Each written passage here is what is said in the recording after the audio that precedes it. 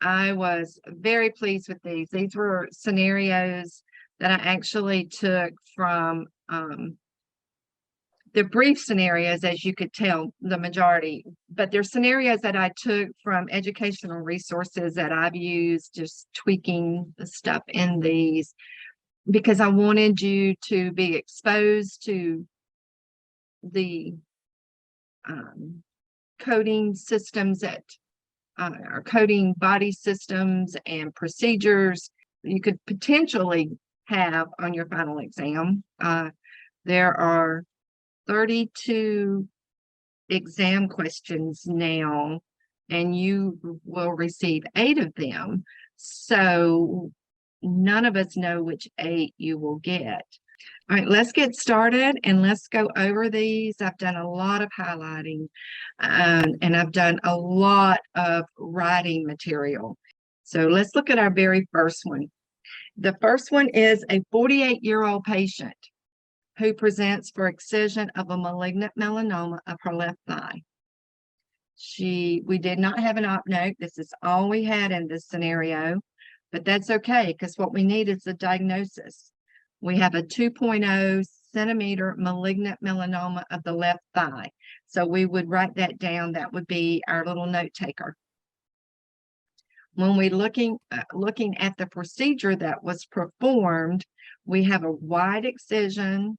The malignant melanoma itself was 2.0. That's on the left thigh. The area excised resulted in a 4.3 centimeter times 2.5 centimeter, and they refer to that as a defect.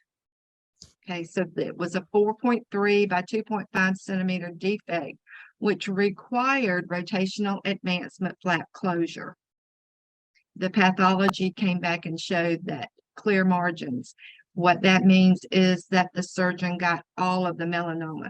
There's no evidence of melanoma found outside that defect area. When we went to code it, C43.72. This is in the index, whether you're in Find a Code or a book. Your main term is melanoma, skin, and thigh. And then you're going to do a 2 for the left, meaning laterality. Every one of you, and I look over here to the side, every one of you got that code correct. C43.72. Okay, so now we want to talk about the procedure. The defect size is calculated, and we have to know the total size. So we've got to multiply the width and the length of the area excised, and that was our 4.3 by 2.5. When we multiply that out, we get 10.75 centimeters. So this is code 14021 because 14020 is less than 10.1.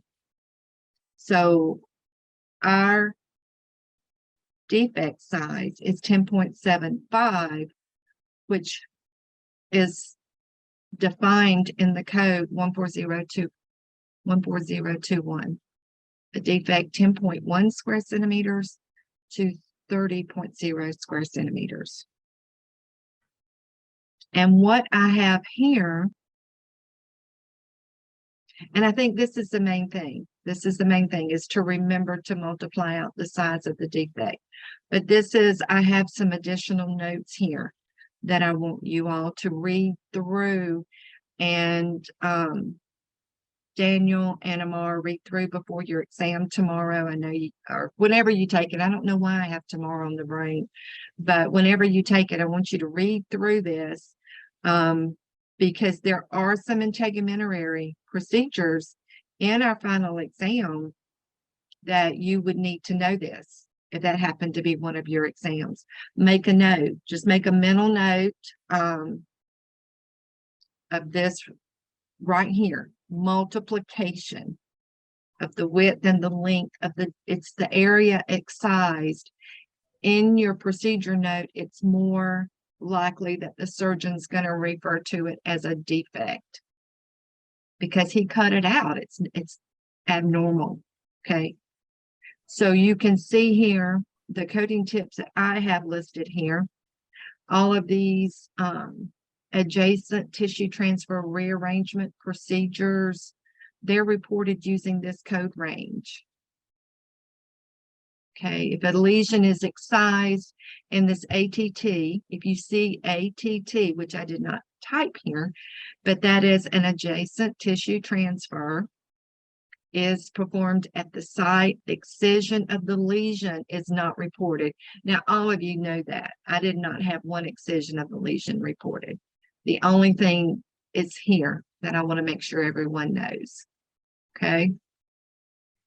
And then I'm telling you the specific code is determined by the size and the location of the defect. I'm just repeating. Still, I want you to read it. I'm going to be sending you over this. This is a very long document. It is for every one of you. You do not have access to CPT assistant, I do not believe. So I copied and I pasted this into a document because this is something, and when you do start work, you should have access to the CPT assistant. That's just a really good educational tool, but it's rare that that's provided in any student course. It's very expensive. It's very expensive, but it's still just a really good educational resource. And it is, it's 5 pages. And what I want you to see is it covers, let me go back up to the top. It covers adjacent tissue transfer or rearrangement. So it's going to give you details of how to assign the code. It's going to give you diagrams to help you understand what the specific question or reference is talking about. And then what I like is they actually give questions.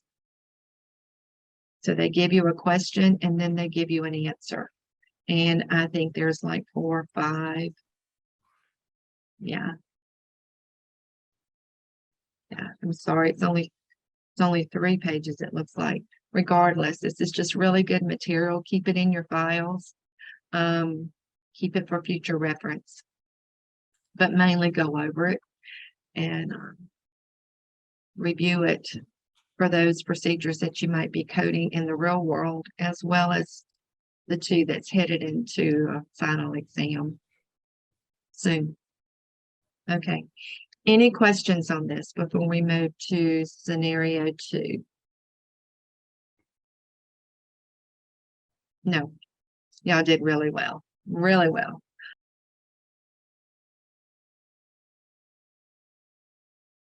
All right, let's look at scenario 2.